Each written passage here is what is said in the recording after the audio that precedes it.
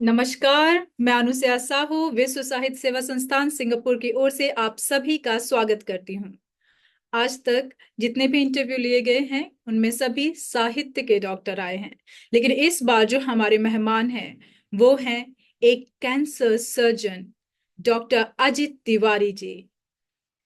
Doctor Ajit Tiwari जो एक cancer surgeon है, जो कॉम्प्लेक्स सर्जिकल ऑन्कोलॉजी यानी जटिल कैंसर सर्जरी में विशेषज्ञता रखते हैं। उन्होंने सर्जिकल ऑन्कोलॉजी में MCH की डिग्री हासिल की है और टाटा मेमोरियल हॉस्पिटल मुंबई और Kidwai memorial institute of oncology Bengaluru जैसे प्रतिष्ठित संस्थानों से प्रशिक्षण प्राप्त किया है। डॉक्टर तिवारी ने एम्स ऋषिकेश और सर गंगाराम अस्पताल नई दिल्ली जैसे प्रतिष्ठित अस्पतालों में कैंसर सर्जरी से जुड़ी सेवाएं दी हैं और अब देहरादून में रहकर उत्तराखंड के दूरस्थ और वंचित क्षेत्रों में कैंसर उपचार को सुलभ बना रहे हैं। तो आइए मिलते हैं डॉक्टर अजित तिवारी जी से।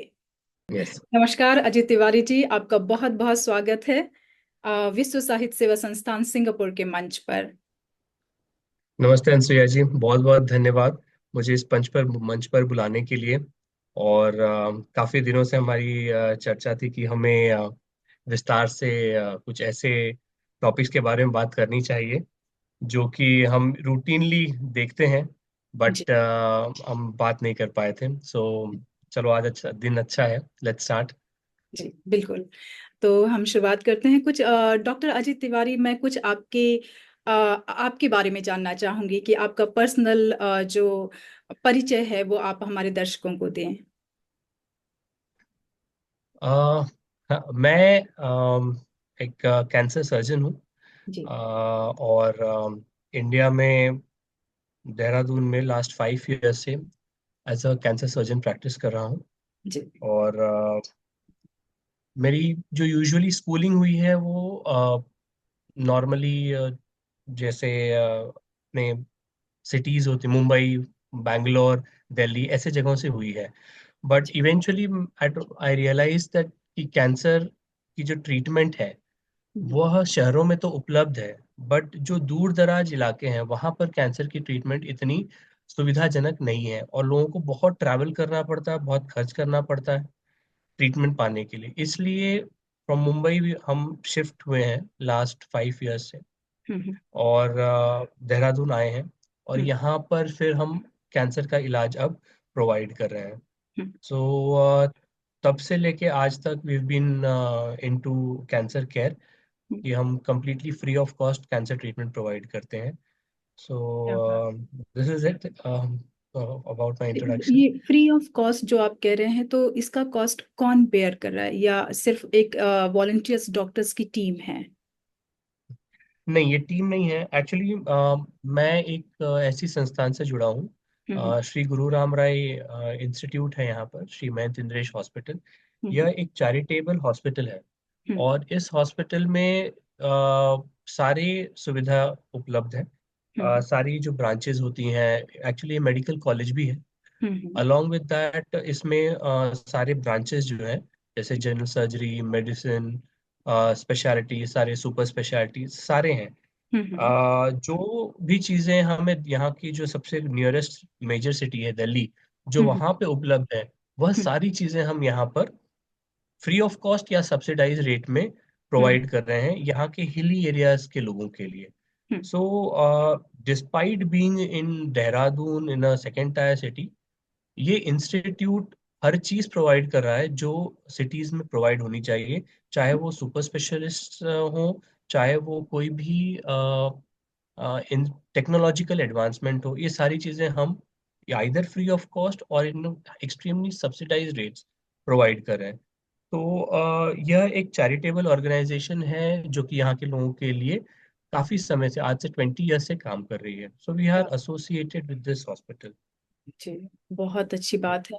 इससे मुझे ऐसा लगता है कि मरीजों को बहुत बहुत सुविधा उपलब्ध होती होगी। जो अफोर्ड नहीं कर पाते हैं वो भी आप तक पहुंच पाते होंगे। तो डॉक्टर अजित, मैं आपसे ये जानना चाहूंगी कि भारतीय जनसंख्या में कौन कौन से कैंसर सबसे आम है? कि इंडिया में, पहले हम अगर कुछ स्टैटिस्टिक्स की बात करें हम्म, तो India ranks third in the world hmm amongst cancer. हम्म इन नंबर्स की बात करें तो India is the third third rank आता है नंबर्स में, हम्म। After US and China. So Yeah. और इंडिया में 2022 के अगर स्टेटिस्टिक्स देखें तो एवरी ईयर, हर साल हम्म लगभग लगभग 14.5 लाख हम्म कैंसर के मरीज पाए जाते हैं। ये वो नंबर्स हैं जो पता है। हम्म। जो नहीं पता है या प्रोजेक्टेड नंबर्स नहीं है, ये हमारे एक रजिस्ट्री होती है, पॉपुलेशन बेस्ड कैंसर रजिस्ट्री हमारे देश में चलाई जाती है। अलग अलग सिटीज में ये उपलब्ध होती है, 28 रजिस्ट्रीज है।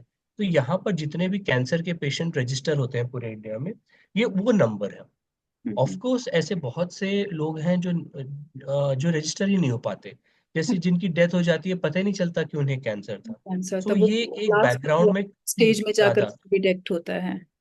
यस। तो यह नंबर काफी अंडर एस्टिमेटेड है, बट हम्म नंबर्स अगर देखा जाए तो 2022 में 14.5 लाख कैंसर के पेशेंट्स पाए गए थे, और नेक्स्ट 2025 तक ये 15.5 लाख होने वाला हम्म। है। इम्पॉर्टेंट है जानना कि 2022 इज वेरी इंपॉर्टेंट ईयर, क्योंकि उस समय कोविड भी चल रहा था। जी जी। और अगर आप देखेंगे तो कोविड उस समय 2022 में हम्म 5 करोड़ लोगों को कोविड हुआ था, और जी जिनमें से 5 लाख की डेथ हुई थी इंडिया में। जी सो जी। विच इज अबाउट 1% लोग की डेथ हुई थी। हम्म उसी समय हम्म 14.5 लाख लोगों को कैंसर हुआ था, हम्म। पर 7.5 लोगों की डेथ हुई थी। हम्म। तो the death rate was 50% in cancer. हम्म। तो कैंसर जो है ज्यादा बड़ा किलर था किलर था इन रात। 2022 हाँ कंपेयर टू कोविड। बट हाँ। हाईलाइट सिर्फ कोविड हो रहा था उस समय। हो रहा था क्योंकि वो तो हम कोविड ही दिखाई दे रहा था। सेंसेशनल, पूरे हाँ, विश्व में फैला हुआ था इसीलिए। पूरे विश्व में फैला। तो सेंसेशनलिज्म की वजह से कैंसर दब गया और हम्म कोविड ज्यादा बताया जा रहा था। बट हम्म उसी समय कैंसर से लोग बहुत ज्यादा मर रहे थे हम्म। Compare to Covid. सो यह ऐसा काफी। तो नहीं था कि हाँ। कोविड का जो है प्रकोप उन पर भी पड़ रहा था जो कैंसर मरीज हैं, क्योंकि उनकी इम्यून सिस्टम जो यस। काफी कमजोर पाई जा रही थी, तो कोविड उनको ज्यादा जल्दी कैच कर रहा होगा। प्लस कोविड उन्हें भी हो रहा था, कैंसर के मरीजों को भी हो रहा था, और दूसरी चीज, कैंसर के मरीज उस समय ट्रीटमेंट भी नहीं पा रहे थे क्योंकि हम्म। सारे हॉस्पिटल्स बंद हो गए थे। बंद हो सो गए थे। ऑब्वियसली विदाउट ट्रीटमेंट उनकी डेथ रेट्स बढ़ गई थी। बढ़ गई थी। जी जी। अगर हम देखें कि कौन से कैंसर सबसे ज्यादा कॉमन है हमारी कंट्री में, तो हम्म आदमियों में लंग कैंसर और माउथ कैंसर, ओरल हम्म कैंसर, पान हम्म तंबाकू गुटखा खाने की वजह से, हम्म। या ओरल कैंसर बहुत कॉमन है आदमियों में। हम्म। फीमेल्स में अगर देखा जाए तो मोस्ट कॉमन कैंसर जो है वो ब्रेस्ट कैंसर है इस ब्रेस्ट कैंसर है। जी जी। समय। तो ब्रेस्ट कैंसर, फिर सर्वाइकल कैंसर जो बच्चेदानी के मुंह का कैंसर कहते हैं, वह हम्म cancer, and then ovaries endometrial cancer, ये हम्म ज्यादा कॉमन है। सो हम्म। यह जो 6 कैंसर्स हैं, जैसे मेल्स में ये 2 कैंसर और फीमेल्स में 4 कैंसर, ये हम्म मोस्ट कॉमन कैंसर्स हैं इस समय हम्म, इंडियन पॉपुलेशन। हम्म। तो मेल्स का तो हमें पता चला कि ये तंबाकू खा रहे हैं या इस तरह की चीजों का सेवन कर रहे हैं, जिसकी वजह से, जबकि बताया भी जा रहा है, हर जगह बताया जाता है कि इसका सेवन ना करें, लेकिन उनकी लत ऐसी है कि वो छोड़ ही नहीं पाते। और लेकिन जो महिलाओं को ब्रेस्ट कैंसर हो रहे हैं, तो इसका क्या रीजन है, आप लोगों से मैं जानना चाहूंगी और या हमारे दर्शक जानना चाहेंगे। देखिए, कोई डायरेक्ट रीजन नहीं है हम्म ब्रेस्ट कैंसर के इंक्रीज इंसिडेंस का। हम्म बट जो इनडायरेक्टली एविडेंस हैं, जैसे वेट गेन ज्यादा होना, या हम्म फिर अर्ली मीनार की, मतलब पीरियड्स का जल्दी चालू हो जाना, हम्म प्यूबर्टी जल्दी हिट कर लेना, हम्म या फिर मेनोपॉज जो है वो बाद में होना। सो हम्म एक जो हार्मोनल डिपेंडेंसी है बॉडी की, हम्म उसकी टाइमलाइन बढ़ जाना।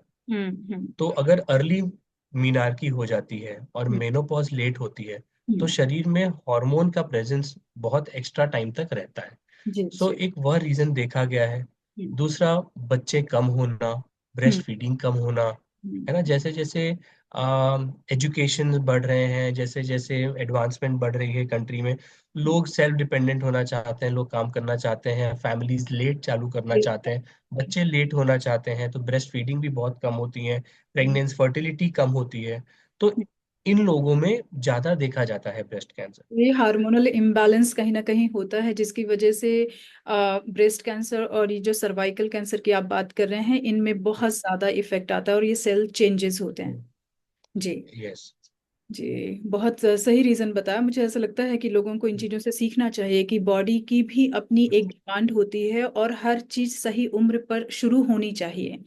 और ये जो करेक्ट। स्ट्रेस है कि हमें काम करना है, पैसे कमाने हैं, इसकी वजह से जो उनकी पर्सनल लाइफ इफेक्ट होती है, इससे कहीं ना कहीं ये कैंसर और भी ज्यादा हावी होता है उन पर।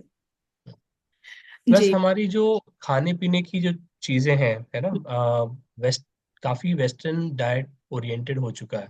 जो हम्म। इंडियन डाइट है वो हम्म। कहीं ना कहीं साइडलाइन हो चुका है हम्म। रूटीन से। और हम्म। हम काफी वेस्टर्न डाइट पर निर्भर करें, जिस वजह से काफी ओबेसिटी बढ़ रही है हमारी कंट्री। जी। जी। जो जो पहले ओबेसिटी से हर्ब्स ब्रेस्ट हुआ कैंसर ही करते नहीं थे, है। जो इन सेल्स को प्रोटेक्ट करते थे, वो अब नहीं रहे या खाने की वो नहीं मात्रा है। कम जा रहे हैं शरीर के अंदर। हम्म, जी। बहुत सही जवाब दिया आपने इसका, और बहुत अच्छा लगा सुनकर कि ये चीज़ों पर हम काम कर सकते हैं। और लोगों को करना चाहिए इन चीज़ों को जानकर कि इलाज कराने से अच्छा है कि पहले ही इस चीज़ की अ, प्रिवेंशन करना है। जी जी, बिल्कुल बिल्कुल। तो क्या देश के विभिन्न क्षेत्रों में कैंसर के प्रकोप में कोई भिन्नताएं हैं कि अलग अलग अलग देशों में, अलग अलग स्टेट में अलग अलग तरह का कैंसर कुछ ज्यादा हावी हो रहा है, ऐसा कुछ है? हाँ, ओवरऑल देखा जाए तो कैंसर्स, लंग कैंसर तो मोस्ट कॉमन है ही, और ब्रेस्ट कैंसर फीमेल्स में मोस्ट कॉमन है। बट हम्म। अगर हम कंट्री के पॉकेट्स, हमारी देश इतनी डाइवर्स है, हम्म। नॉर्थ साउथ ईस्ट वेस्ट देखें तो इतनी डाइवर्स है कि हमारे क्लाइमेटिक चेंजेस, हमारे एनवायरमेंटल फैक्टर्स, हमारी एक्सपोजर्स, ये सारी चीजें अलग अलग हैं। हम्म। तो ये डिफरेंसेस तो हैं। ओवरऑल देखा जाए तो lung and breast cancer are most common. हम्म। लेकिन अगर डिफरेंसेस देखे जाएं तो जैसे नॉर्थ इंडिया में कुछ हम्म। कैंसर्स हैं जो बहुत कॉमन है, जैसे गॉल ब्लैडर कैंसर, पित्त के थैली का cancer. Okay so okay. North India में फीमेल्स में ये गॉल ब्लैडर कैंसर बहुत कॉमन है। हम्म। और कॉमन ही नहीं, यह कैंसर बहुत अग्रेसिव भी है। अच्छा। सो 80 to 90% of the time stage 4 में ही पता चलता है इस कैंसर के बाद। इसका तो रीजन ये क्या होता है? एक्चुअली इसकी रीजन बहुत ढूंढी गई है, बट एग्जैक्ट रीजन पता नहीं चली है। हम्म। बहुत से लोग इसको बताते हैं कि शायद खान पान की चेंज की वजह से होती है, या हम्म। फिर कुछ ऐसे कंटेमिनेंट्स पाए जाते हैं हमारे ऑयल्स में, हम्म। है ना, जैसे सरसों के तेल में कुछ ऐसे मिलावटें पाई जाती हैं, जिसकी वजह से शायद ये कैंसर ज्यादा पाया जाता है। बिकॉज ये जो सरसों का तेल है, यह नॉर्थ इंडिया में काफी ज्यादा इस्तेमाल। आ, इस्तेमाल की जाती है। पर प्लस जो गंगा बेल्ट है हमारी, हम्म। वहां पर यह कैंसर को ज्यादा पाया जाता है। तो कुछ ना कुछ कोरिलेशन है इस जगह से, हम्म। इस गॉल ब्लैडर कैंसर का। हम्म। एग्जैक्ट रीजन अभी आज तक मिला नहीं है। हम्म। और नॉर्थ ईस्ट में और साउथ इंडिया में स्टमक कैंसर, पेट के कैंसर बहुत देखे जाते हैं।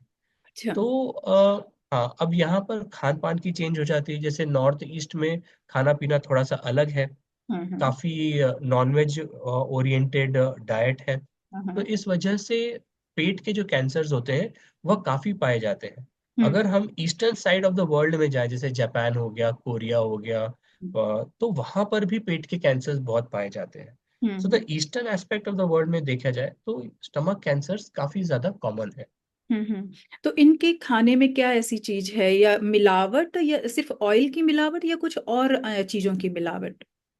नहीं, जो डाइट है इनका मोस्टली नॉनवेज ओरिएंटेड डाइट है। हम्म। हम्म। मीट बेस्ड डाइट है, रेड मीट बेस्ड डाइट है। हम्म। प्लस स्मोक्ड फूड ज़्यादा कंजम्पशन हम्म। करते हैं, तो हम्म। जिसके कारण कि पेट में इस चीज़ का एक्सपोजर काफ़ी होता है। ये जो कार्सिनोजेन एजेंट कहते हैं इन्हें, जो भी कैंसर प्रोड्यूसिंग एजेंट्स होते हैं, सो हम्म। यह इन खानों में ज़्यादा रहते हैं, जो स्मोक्ड फूड रहते हैं। हम्म। तो हम्म। इस वजह से पेट के कैंसर ज़्यादा पाए जाते हैं यहाँ। हम्म। अलॉन्ग विद दैट, बिकॉज वहाँ पर स्मोकिंग की जो इंसिडेंस है हम्म। काफी ज्यादा है। तो हम्म। स्मोकिंग, अल्कोहल और ये कार्सिनोजेन जो खाने के होते हैं, ये हम्म। तीनों फैक्टर मिलके काफी ज्यादा इंक्रीज कर देते हैं हम्म। स्टमक कैंसर को। तो ये जो स्टमक कैंसर है, कैसे फर्स्ट स्टेज में कैसे पता चलता है कि एग्जैक्टली ये हो सकता है आगे चलकर? क्या, और देखिए, क्या सिम्टम्स होते हैं इनके? कोई भी कैंसर का जो सिम्टम है, जो कॉमन सिम्टम्स है, वह यही है कि भूख नहीं लगना, हम्म। वजन कम हो जाना, है ना। बट हम्म। पेट के कैंसर में अपार्ट फ्रॉम भूख नहीं लगना या हम्म। वजन कम होना, हम्म। इसमें खाना खाते ही पेट जल्दी भर जाता हम्म। है ना। कभी लैट्रिन जो है काली होती है, कभी कभी उल्टी भी हो सकती है। हम्म। बहुत बार जो इंडिया में जो स्टमक कैंसर्स पाए जाते हैं, हम्म। वह पेट के अंतिम वाले हिस्से में पाए जाते हैं, जिसके कारण चोकअप हो जाता है। तो हम्म। आदमी एक दिन दो दिन खाता है हम्म। और तीसरे चौथे दिन उल्टी हो जाती है उसे। सो हम्म। यह काफी कॉमन सिम्टम है। तो हम्म। पेट के कैंसर के ये मेन सिम्टम है, हम्म। खाते ही उल्टी हो जाती है। हो जाना। तो ये सिर्फ एडल्ट में होते हैं या बच्चों में भी देखे गए हैं? रेयर होते हैं बच्चों में, स्टमक कैंसर काफी रेयर है, क्योंकि यह एक्सपोजर बेस्ड कैंसर है। ओके। जेनेटिक्स काफी कम इन्वॉल्व होती है हाँ हाँ हाँ। कैंसर्स में। बट लगभग लगभग देखे जाए तो 10 to 15% जो कैंसर्स होते हैं, हम्म। उसमें जेनेटिक्स कॉज होता है, उसमें कोई एक्सपोजर नहीं होने के बावजूद हाँ जो हाँ। है कैंसर होता है, वो हमारे जेनेटिक म्यूटेशन की वजह से होता है। ओके। और यह ब्रेस्ट और ओवरी कैंसर में काफी ज्यादा पाई जाती है, लगभग लगभग 15 to 20%। ओके, जनरेशन तो बाय जनरेशन ये चीजें आ रही होती हैं, ये यस, सिम्टम पाए यस, जाते मतलब दादी को भी ब्रेस्ट कैंसर है, हैं। मदर को भी ब्रेस्ट कैंसर, डॉटर को ब्रेस्ट कैंसर होने के चांसेस बहुत ज्यादा होते हैं। सो जो जेनेटिक एंड फेमिलियल कैंसर्स हैं, हम्म। यह हम्म। ब्रेस्ट और ओवरी कैंसर्स के लिए काफी कॉमन है इस समय। हम्म। और इसके टेस्ट भी उपलब्ध है, अगर इसके टेस्ट हम कराएंगे तो पता भी चल पाता है कि क्या ये म्यूटेशंस हम्म। हम्म। फैमिली में रन कर रहे हैं, हम्म। ताकि ब्रेस्ट और ओवेरियन कैंसर होने से पहले ही इन्हें हम्म। पता लगाया जा सके। तो अगर डीएनए में ही ऐसी चीजें आ रही हैं तो इनका प्रिकॉशन कैसे किया जा सकता है? देखिए, अगर कोई हाई रिस्क महिला है, हम्म। और for that matter high risk आदमी भी। हम्म। हाई रिस्क हम किसे कहेंगे? जिनके घर में ब्रेस्ट या ओवरी कैंसर किसी एक महिला को साथ में हुआ हो, हम्म। या फिर 2 जनरेशन में लगातार ब्रेस्ट या ओवरी कैंसर हुई हो, पहले माँ या को फिर हुआ किसी के होगा। हाँ, यस, या हम्म। फिर किसी परिवार में किसी आदमी को ब्रेस्ट कैंसर हुआ हो, है ना। अच्छा, आदमियों या को भी फिर होता है? आदमी को बहुत 100 में, हर 100 ब्रेस्ट कैंसर में से एक ब्रेस्ट कैंसर जो है वह हाँ। आदमी को होता है। अरे। हाँ, तो परसेंटेज काफी कम है, बट ऐसा नहीं है कि आदमियों को ब्रेस्ट कैंसर नहीं। हम्म। तो यह हाई रिस्क पॉपुलेशन है, जिनमें ब्रेस्ट कैंसर होने की संभावना बहुत ज्यादा होती है।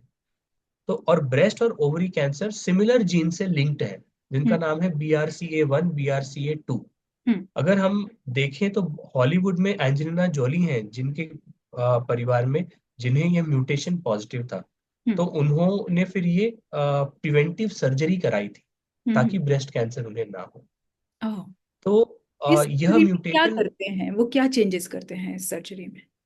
तो अगर यह पॉजिटिव आई जाती है, यह म्यूटेशन पॉजिटिव पाई जाती है, हम्म। तो इसमें 3 चीजें हम कर सकते हैं। जो हम्म। सबसे ड्रास्टिक मेजर है, वह हम्म। यह है कि ब्रेस्ट और ओवरीज निकाल दिए जाए एक पर्टिकुलर उम्र के बाद, जब इनके जो नॉर्मल फंक्शंस होते हैं वह हाँ। हो जाने के बाद, जैसे फैमिली कंप्लीट हो गई है ना, ब्रेस्ट फीडिंग हो गई है, बच्चे हो गए हैं। तो एक पर्टिकुलर एज के बाद, डिपेंडिंग अपॉन क्या टाइप है म्यूटेशन का, 1 है कि 2 है, एक हम्म। एज के बाद दोनों ब्रेस्ट निकाल सकते हैं और ओवरीज फेलोपियन ट्यूब्स निकाल सकते हैं। तो हम्म। जिससे जो रिस्क है कैंसर होने की, वह काफी कम हो जाती है। 95% रिस्क रिडक्शन होती है, वो भी 100% नहीं हो पाती। 5% फिर भी चांस रहता है कि कैंसर हो सकता है। तो यह तो बहुत ड्रास्टिक स्टेप। हम्म। हम्म। अदर स्टेप इंक्लूड्स कुछ दवाइयां हम दे सकते हैं, जिससे ये जो रिस्क है वह कम हो सके। हम्म। और अगर हमें दोनों चीज नहीं करनी है, तो जो स्क्रीनिंग होती है कैंसर, वह हम्म। हम काफी अर्ली स्टेज में चालू कर सकते हैं, हम्म। ताकि अगर कैंसर हो हम्म। तो हम उसे जल्दी पकड़ सके और उसका नॉर्मल ट्रीटमेंट कर सके। फॉर्चुनेटली हाँ। ब्रेस्ट कैंसर की ट्रीटमेंट बहुत अच्छे तरह से अवेलेबल है, और ये लगभग लगभग अब क्यूरेटिव कैंसर में आती है। ओके। तो इस स्क्रीनिंग की कोई साइड इफेक्ट नहीं होती, जैसे आपने बताया कि हम पहले ही इसकी स्क्रीनिंग शुरू कर दें? Yes, ये कॉमन मिथ है एक्चुअली कि जैसे ब्रेस्ट कैंसर की स्क्रीनिंग काफी सिंपल तरीके से एक मैमोग्राम से हो सकती है। हम्म। मैमोग्राम 2 टाइप के होते हैं, अल्ट्रासाउंड से किया जा सकते हैं मैमोग्राम, या हम्म। एक्सरे मैमोग्राम कहते हैं जिसे। हम्म। तो ये 2 प्रकार के मैमोग्राम होते हैं। एज उम्र के हिसाब से यह मैमोग्राम किए जाते हैं। तो अगर लेस देन 40 है तो सिर्फ अल्ट्रासाउंड से ही कर सकते हैं, क्योंकि एक्सरे मैमोग्राम काफी पेनफुल भी होता है, काफी नहीं, थोड़ा सा हल्का सा दबाव बनाना पड़ता है ब्रेस्ट में। हम्म, और लेकिन क्योंकि ब्रेस्ट डेंस होते हैं यंग लोगों महिलाओं में, तो इसलिए एक्सरे मैमोग्राम नहीं तो अल्ट्रासाउंड मैमोग्राम की जाती है। एक बार 40 to 50 एज के बीच में हमें दोनों करना पड़ता है, और 50 की उम्र के बाद हम सिर्फ एक्सरे मैमोग्राम करते हैं। ये मैमोग्राम साल में एक बार की जाती है। हार्डली 10 से 15 मिनट का टेस्ट होता है ये, और काफी इजीली अवेलेबल है और काफी चीप भी है।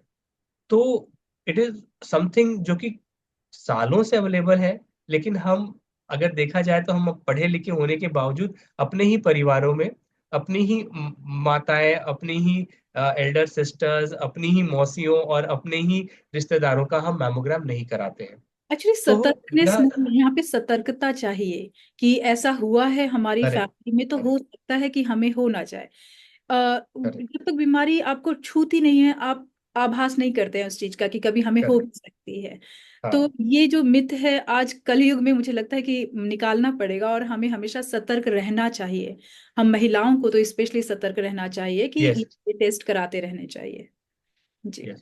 कुछ ये बीमारी ऐसी है कि अगर इसे पकड़ में आ गई तो ये बहुत इजीली क्यूरेबल हो सकती है। हम्म, अब इवन एडवांस स्टेज में ब्रेस्ट कैंसर क्यूरेबल है, बिकॉज हमारे पास इतनी अच्छी दवाइयाँ, इतने अच्छे रेडिएशन टेक्नोलॉजी, इतनी अच्छी सर्जरीज अवेलेबल है कि अब यह लगभग लगभग क्रोनिक डिजीज हो गई है, ना हम्म, कि एक जानलेवा बीमारी जैसे हाइपरटेंशन हो गई, डायबिटीज हो गई। लगभग इस जीवन भर इसका ट्रीटमेंट चलता रहेगा बस, हम्म, लेकिन यह आपको आपकी जान नहीं लेगा। हम्म, तो हम्म, यह लगभग लगभग वैसी बीमारी हो गई है, जी, इसलिए इसका इलाज करना बहुत जरूरी है। जी, हमारे देश में प्रॉब्लम यह है कि लोग छुपाना ज्यादा चाहते हैं, ट्रीटमेंट नहीं कराना चाहते। जी, जी, तो दिस बिल्कुल, is big challenge for us. बिल्कुल, बिल्कुल डॉक्टरों के लिए बहुत बड़ा चैलेंज हो जाता है।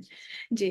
तो जीवन शैली से जुड़े कारक जैसे आहार, धूम्रपान और प्रदूषण कैंसर में किस प्रकार योगदान करते हैं? आपने काफी कुछ इन चीजों के बारे में बताया भी है, और थोड़ा सा और विस्तार से हम जानना चाहेंगे आपसे। सो अनसुईया जी, अगर देखें तो cancer 50 to 60% of the time हम अपने कर्मों से लाते हैं। जैसे हमारी जीवन शैली, हमारा खाना पीना, जो भी चीज हमारे शरीर में जाती है, हम्म, वह एक वो कैंसर प्रोड्यूस करने या कैंसर से बचाने में मदद करती है। हम्म, दोनों चीज है। हम्म, जो पहले इंडियन सिस्टम थी, इंडियन डाइट थी, इंडियन वे ऑफ लिविंग था, वो हम्म, हमें कैंसर से बचाती थी। हम्म, हम कहीं ना कहीं उससे दूर हटते जा रहे हैं। अब हम्म, हमारे खाने में बहुत सारी रिफाइंड चीजें हो गई हैं, हम्म, डाइट, हम्म, शुगर्स बढ़ गए हैं, हम्म, हमारी ओबेसिटी बढ़ गई है, विच हम्म, इज इटसेल्फ कैंसर प्रोड्यूसिंग। मोटापा अपने आप में कैंसर प्रोड्यूस करता है। जी, शरीर में ऐसे बहुत सारे कैंसर्स हैं जो सिर्फ मोटापे से बहुत ज्यादा बढ़ सकते हैं। कर सकते हैं। तो एक तो refined sugars, diet, high fat diets, lot of red meat वाली हम्म, डाइट जो है, नॉन वेज डाइट, हम्म, अल्कोहल, हम्म, स्मोकिंग, हम्म, स्मोकिंग या टोबैको इन एनी फॉर्म, हम्म, पान, तंबाकू, बीड़ी, सिगरेट, जर्दा, कैनी, नेम इट, हम्म, एवरीथिंग, हम्म, ये सारे कैंसर प्रोड्यूसिंग है। हम्म, और अगर हमने अपने सिस्टम से अगर ये टोबैको और अल्कोहल निकाल दी, हम्म, सो 30 to 40% of the cancer will vanish, गायब हो जाएंगे। हम्म, ये कैंसर्स हैं क्योंकि टोबैको एंड अल्कोहल है। अगर जी, ये हट जाए तो ये कैंसर्स कम हो जाएंगे। जी, जी, सो जी, हमारा खान पान, हमारी एडिक्शंस, यह हम्म, मेजर रोल प्ले करती है। ये 15 to 20% ऑफ द टाइम हमारे बस में नहीं है। यह जी, म्यूटेशन जो फैमिली में रन करते हैं उसके हाँ, कारण है। These are not under our control, but जी, एटलीस्ट 80% ऑफ द कॉजेज जो हमारे कंट्रोल में है हाँ, वो कर सकते हैं। स्पेशली पेस्टिसाइड्स, फर्टिलाइजर्स, यह भी एक मेजर कारण इस समय हो रहा है हम्म, हमारे देश में। क्योंकि ग्रीन रेवोल्यूशन तो हो रही है, लेकिन उसके पीछे जितने फर्टिलाइजर्स और पेस्टिसाइड्स लगाए जा रहे हैं, वह जी, भी एक बहुत बड़ा प्रॉब्लम है। जी, जी। डॉक्टर अजीत, मैं एक बात जानना चाहूंगी कि मुझे याद है कि जब मैं 8th स्टैंडर्ड में थी, मेरे दादाजी थे, जबकि उनका खान पान, उनका रहन सहन सब गांव से जुड़ा हुआ था। चूल्हे की रोटी निकल, गरम गरम खाना, और सब सात्विक खाते थे, कोई नॉनवेज जरा भी नहीं खाते थे। लेकिन एक पर्टिकुलर आफ्टर 50-55 उन्हें ब्लड कैंसर डिटेक्ट हुआ, और वो भी लास्ट स्टेज पे था। तो जिस वजह से उन्हें जान गंवानी पड़ी। तो मैं ये जानना चाहती हूँ कि उनकी जो लाइफ में कुछ इमोशनली हर्ट जो हुए उन्हें, क्या यह भी एक कॉज हो सकता है उनके ब्लड कैंसर का? Emotions actually depression is not related to cancer, मतलब कैंसर प्रोड्यूस नहीं करता है, बट हम्म, कैंसर की ट्रीटमेंट में बहुत असर करता है। जी। जैसे एक ब्लड कैंसर जो है उसका कारण is not related to, obviously इतना कोरिलेशन नहीं है हम्म, बिटवीन अल्कोहल एंड या नॉन वेज, या फिर जैसे आपने सात्विक भोजन भोजन बोला, तो उसके कारण एग्जैक्टली नहीं पता है। हम्म, लेकिन जो आप बात कर रही हैं relation of emotions with cancer या हम्म, डिप्रेशन विद कैंसर, तो अब जो नई रिसर्च में पाया जा रहा है कि एक आदमी अगर डिप्रेस्ड है और हम्म, उसे कैंसर्स है, स्पेशली जो मुंह के cancers, hmm, oral head and neck के कैंसर्स देखे गए हैं, तो उसकी जो प्रोग्नोसिस है, ट्रीटमेंट है, हम्म, वह काफी चैलेंजिंग हो जाती है। हम्म, तो अगर किसी सेकेंड स्टेज के कैंसर के मरीज को देखा जाए हम्म, जो कि डिप्रेस्ड है, और हम्म, किसी थर्ड स्टेज के कैंसर के मरीज को देखा जाए जो कि मोटिवेटेड है, हम्म, तो इनमें जो मोटिवेटेड है उसकी प्रोग्नोसिस रिजल्ट ज्यादा बेटर होती है कंपेयर टू एक डिप्रेस्ड आदमी। सो जी। Motivation is a major factor जो कि कैंसर के ट्रीटमेंट में हमें देखने मिलता है। जी। इसीलिए हमें फैमिली की सपोर्ट की बहुत जरूरत रहती है।